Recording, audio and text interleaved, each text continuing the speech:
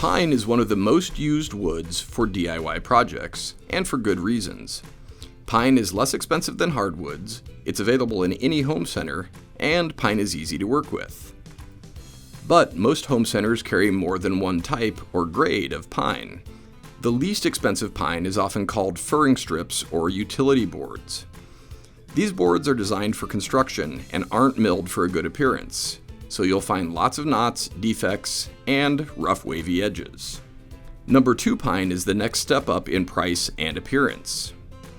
Number 2 pine still has knots and other character marks, but the boards are flatter and have crisp edges.